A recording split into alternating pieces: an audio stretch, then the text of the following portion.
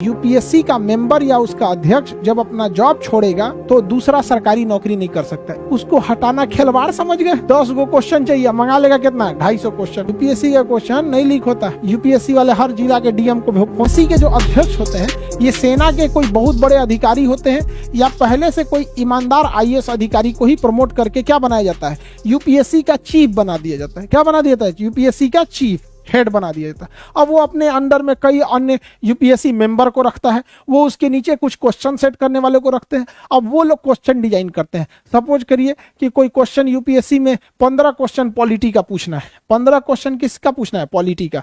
तो अब ये यूपीएससी वाले क्या कहेंगे, जितने सेंट्रल यूनिवर्सिटी हैं जैसे जेएनयू है, डीयू है, इलाहाबाद यूनिवर्सिटी है, साउथ की कुछ यूनिवर्सिटी हो गई, असम की, उड़ीसा की, बिहार की, झारखंड, राजस्थान, गुजरात, महाराष्ट्र, छत्तीसगढ़, सारे यूनिवर्सिटी को बोलेंगे लोग, ए भैया देखो प्रोफेसर कौन कौन हो, एगो क्वेश्चन सेट करके दो। अब 10 गो क्वेश्चन चाहिए, अब मंगा लेगा लोग, ये लोग 250 क्वेश्चन। 10 गो क्वेश्चन चाहिए, मंगा लेगा कितना, 250 क्वेश्चन। अब हो सकता है कि किस प्रोफेसर से मंगाया, किससे नहीं मंगाया, किसी को नहीं पता है। अब जैसे आप बड़े यूनिवर्सिटी में जाएंगे तो एक ही सब्जेक्ट के 4-5 गो प्रोफेसर रहते हैं, उसमें एक हेड ऑफ डिपार्टमेंट होता है, एचओडी। अब उसके बाद ये लोग डिसाइड करेंगे इस 250 में से कै गो 10 गो को डाला जाए क्वेश्चन। तो ऐसा ये लोग खुल के पब्लिकली थोड़ी बताएंगे, लेकिन क्वेश्चन में कैसे सेट करते हैं। पता चला क्वेश्चन में हिला दिया यूपीएससी का, आज लेना लीक हुआ है। यूपीएससी का क्वेश्चन नहीं लीक होता। अब क्वेश्चन सेट हो गया, अब ये सेंटर अलॉट करेंगे।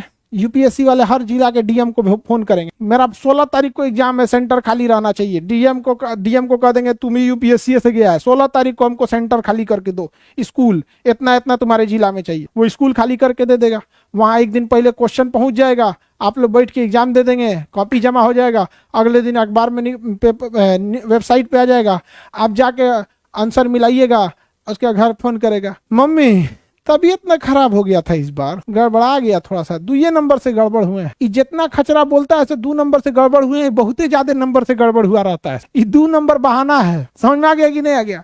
कहेगा तो 2 नंबर से छूट गया, कोई को तो कहेगा आधा नंबर से, उससे थोड़ा 25-30 पीछे है। कुछ रियलिटी में 1-2 नंबर से छटते हैं, लेकिन ज्यादातर इसे जो खचरा बहाना बनाता है कि ये गड़बड़ा गया, तबीयत ठीक नहीं था, का बोले हम एकदम हमको कोरोना जैसा फील हो रहा था, एग्जाम में उल्टी होने लगा, हम का कहें, हम एग्जाम सेंटर में लेट से पहुंचे थे, आधा घंटा लेट हो गया ना तो कुल क्वेश्चन में बना दिए रहते। जो भी बहाना आपको बनाना होगा बनाइएगा, नहीं तो रिजल्ट आ गया तो फर्स्ट क्लास। यहाँ पे मेंस की तैयारी कीजिए, मेंस लिखिए, इंटरव्यू दीजिए। आपको यूपीएससी का ऑफिस जो है वो दिल्ली में मिलेगा। यूपीएससी का हेड ऑफिस कहां मिलेगा? दिल्ली में। जब आप यूपीएससी का एग्जाम दीजिएगा, पीटी पास कीजिएगा, मेंस पास कीजिएगा, तब आपको इंटरव्यू के लिए इसके ऑफिस में बुलाया जाएगा, यूपीएससी के ऑफिस। और वहां आप बाहरवा खड़ा होकर फोटो खिंचवाइएगा।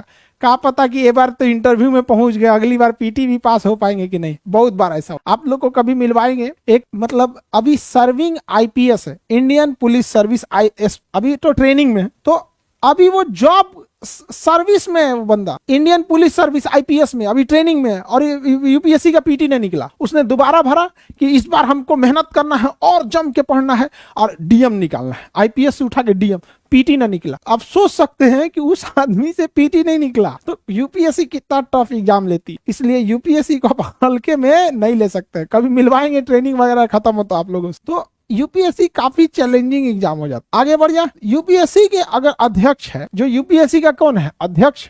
इसी के अंडर में सब लोग काम करते हैं। यूपीएससी के क्या होते हैं? अध्यक्ष जो होते हैं। अगर केंद्र सरकार यूपीएससी के अध्यक्ष को मिला ली कि तुम मेरे अंडर में आओ, कुल विधायक लोग को बना दी डीएम, जा पेपर लीक कर, तब तो गड़बड़ हो सकता है। ऐसा हो सकता है कि नहीं हो सकता अगर मिल गया। इसलिए जरूरी ये है कि इसको सुरक्षा दिया जाए। तो नियम ये है कि इसे हटाने के लिए, यूपीएससी के अध्यक्ष को हटाने के लिए, यूपीएससी के अध्यक्ष को हटाने के लिए सुप्रीम कोर्ट में जाके कहना पड़ता है, और सुप्रीम कोर्ट में मुकदमा दायर करना पड़ता है सरकार को, और सुप्रीम कोर्ट के जज के आगे सरकार को यह बात साबित करनी होती है कि यह अधिकारी, यह यूपीएससी का अध्यक्ष काबिल नहीं है। तो सुप्रीम कोर्ट के अध्यक्ष, सुप्रीम कोर्ट के जज पूछेंगे, तो सरकार, मंत्री जी, बड़का भारी काबिल आप ही हैं क्या? बताइए तो कहां गड़बड़ किए हैं, कहां इनकी काबिलियत में शक है, अब बताओ।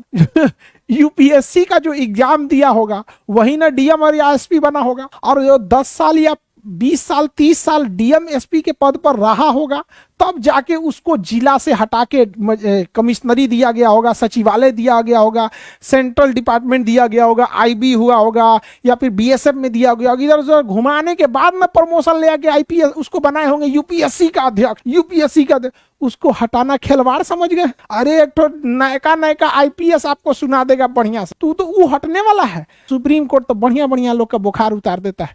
पता चला क्या, गए थे साबित करने के चक्कर में और उल्टे 4 को सुप्रीम कोर्ट फटकार लगा के भेज देगा, भाई यहाँ से बकलवा कहीं का, आता जाता कुछ है नहीं, आए हैं यूपीएससी के अध्यक्ष को हटाने के लिए, निकलो यहाँ से। समझ आ गया कि नहीं? सुप्रीम कोर्ट बढ़िया बढ़िया लोग को उनको हैसियत दिखा देता है सुप्रीम कोर्ट, उसके आगे सुप्रीम कोर्ट के आगे किसी का नहीं चलता है।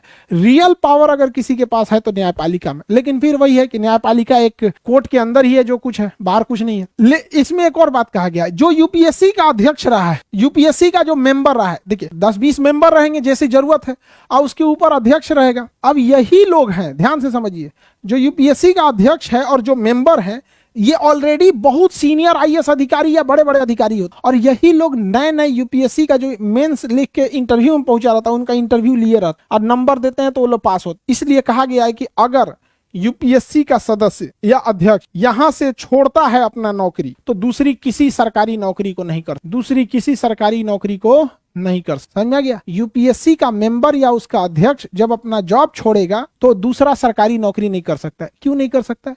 आज एक बताइए, यूपीएससी का उच्च अध्यक्ष है, वो ही इंटरव्यू लिया है तो नंबर अच्छा दिया है तो कोई डीएम बना है, नंबर थोड़ा सा कम दिया है तो आईपीएस बना है, थोड़ा सा इसे दिया ही बना है। अब पता चला वो नौकरी छोड़ के कहीं एसएससी का नौकरी कर रहा है, तो कभी कोनो डीएम घूमते फिरते आएगा तो कहेगा, अरे सर आप ही तो मेरा इंटरव्यू लिए थे, यहाँ क्या कर रहे हैं? खराब नहीं लगेगा जी उसको? अरे भाई उसको कितना खराब लगेगा? समझ में आया कि नहीं आ गया? तो इसलिए कहा गया है कि यूपीएससी का जो अध्यक्ष होता है और उसके मेंबर, ये रिटायरमेंट या जॉब छोड़ने के बाद दूसरा सरकारी नौकरी नहीं कर, प्राइवेट जॉब तो कर ही सकते हैं। आप लोग जब इंटरव्यू दीजिएगा तो जो लोग रिटायर्ड हो चुके हैं यूपीएससी के मेंबर, हम उन्हीं लोगों से आप लोग का इंटरव्यू लेंगे। बोलो, आप में से जितने लड़के पीटी और मेंस पास करेंगे तो जब इंटरव्यू लिया जाएगा तो ऐसा नहीं कि अकलेल बकलेल कोनो को इंटरव्यू पैनल में बैठना होगा। वहां पे जो यूपीएससी के ऑलरेडी 200-400 बच्चों का इंटरव्यू लिए होंगे ना, किसी को अच्छा नंबर दिए होंगे तो आईएएस, डीएम, एसपी नंबर के हिसाब, वो लोग ही आपके पैनल में बैठेंगे। उस सब की व्यवस्था भी की जा रही है, इसीलिए भाग दौड़ में थोड़ा सा टाइम लग जाता है। समझ में आ रहा है कि नहीं? ये नहीं कि कोनो बकलोल को बैठा देंगे, बताओ बबुआ 2 में 4 जोड़ेंगे तो कितना होगा, ये सब वाला नहीं। समझ में आ रहा है कि नहीं आ रहा है?